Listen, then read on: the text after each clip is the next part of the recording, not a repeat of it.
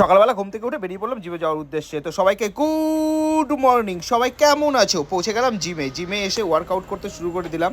তো আজকে আমার ছিল বাইসেপ ডে। আমার আগের ভিডিওতে যারা কমেন্ট করেছে, ঈশান ইকবাল, কবির মন্ডল, দা ওবাই, বিবেক হরিজন, দীপিকা কর্মকার, মোহাম্মদ রাজেশ আলী, উদয় লাহা, আরো অনেকে কমেন্ট করেছে, তাদের অনেক অনেক ধন্যবাদ আমাকে এত সুন্দর সুন্দর কমেন্ট করার জন্য। তারপর আমার ওয়ার্কআউট কমপ্লিট করে বেরিয়ে পড়লাম জিম থেকে। তারপরে সোজা চলে আসলাম বাজারে।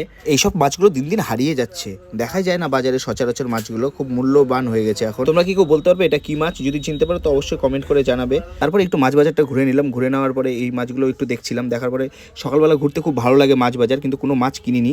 সোজা মাছ বাজার থেকে বের হয়ে চলে আসলাম মাটনের দোকানে। তো আমি মাটন একদমই খাই না, ভালো লাগে না মাটন। 1 থেকে 2 পিস খাই হাইয়েস্টলি, তাছাড়া খাই না। তো একটু মাটন নিয়ে নিচ্ছিলাম বাড়ির জন্য। তো তোমরা কে কে মাটন লাভার আছো, যে মাটন খুব পছন্দ করো খেতে? আমারও খুব একটা অতটা ভালো লাগে না মাটন খেতে। তারপর চলে আসলাম সবজির দোকানে, একটু ফুলকপি আর একটু সবজি নিয়ে নিলাম। নেওয়ার পর সোজা ডিমের দোকানে